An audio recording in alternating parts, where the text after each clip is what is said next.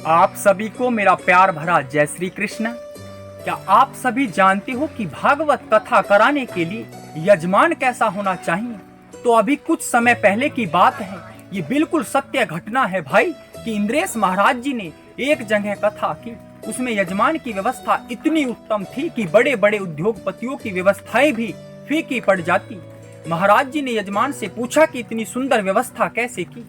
तो यजमान ने एक चौंकाने वाला रहस्य बताया।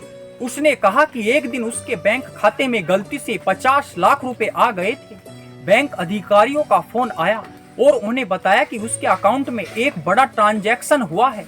यजमान तुरंत बैंक गया और अधिकारियों को बताया कि यह पैसा उसका नहीं है और जिसने भेजा है उसे संपर्क करे। बैंक ने संबंधित फाउंडेशन ट्रस्ट से बैंक अधिकारियों ने बताया कि यदि 15 दिनों के भीतर कोई दावा नहीं करता तो पैसा यजमान का हो जाएगा, लेकिन उसे टैक्स जमा कराना होगा।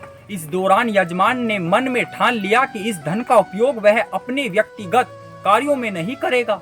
उसने राधा कृष्ण से प्रार्थना की और निर्णय लिया कि इन पैसों से एक भव्य श्रीमद् भागवत कथा कराई जाएगी, जिसमें पूरे शहर के लोग शामिल होंगे।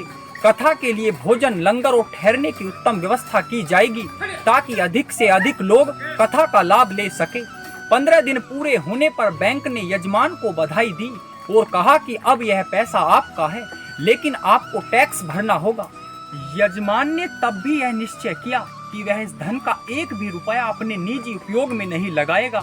उसने पूरी राशि कथा में लगाने का संकल्प लिया और एक भव्य कथा का आयोजन किया। कथा समाप्त होने के बाद यजमान ने महाराज जी को अपने घर चलने का आग्रह किया। जब महाराज जी यजमान के घर पहुंचे तो उन्होंने देखा कि वह यजमान खुद किराए के एक छोटे से कमरे में रहता है। जब महाराज जी ने पूछा कि इतने पैसे होने के बावजूद तुमने अपना खुद का घर क्यों नहीं बनवाया या फिर अपना कर्ज क्यों नहीं चुकाया, तो यजमान का उत्तर सुनकर महाराज जी भावुक हो गए। यजमान ने कहा कि मेरे मन में केवल ठाकुर जी को सेवा करने की इच्छा है, वह इन पैसों से केवल धर्म कार्य करना चाहता है। महाराज ने देखा कि यजमान जिस मकान में रहता है उसके नीचे के कमरे किसी और के थे और वह खुद छत पर बने छोटे से कमरे में अपने परिवार के साथ रहता था। इस साधारण जीवन के बावजूद भी उसने इतना बड़ा त्याग किया। महाराज जी को लगा कि यह सब श्री जी की कृपा से ही हुआ है। यहाँ तक कि जो ट्रस्ट ने पैसा भेजा था उन्होंने भी कभी कोई संपर्क नहीं किया और न ही पैसों की कोई मांग की।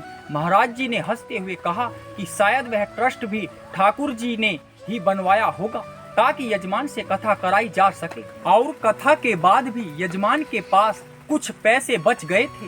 उसने महाराज जी से पूछा कि अब इस बचे हुए पैसों का क्या करे। महाराज जी ने कहा कि कोई भी व्यक्ति होता तो इन पैसों से अपना घर बना सकता था, कर्ज चुका सकता था, लेकिन यजमान ने ऐसा कुछ भी नहीं किया। यजमान ने महाराज जी से कहा कि उसका मन वृंदावन में भंडारा कराने का है, जहां रसिक संतों और ब्रजवासियों के लिए भोजन और सेवा का आयोजन किया जाए। महाराज ने सहमति दी और यजमान भंडारे के दौरान भी उसकी विनम्रता और सेवा भाव देखने लायक था।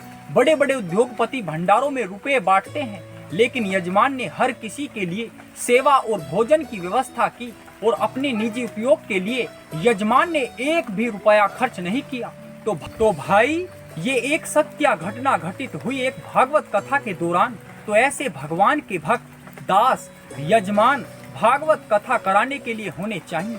तो ऐसी ही वीडियो को देखने के लिए वीडियो को लाइक, शेयर, कमेंट व चैनल को फॉलो अवश्य करें। धन्यवाद। हरि बोल।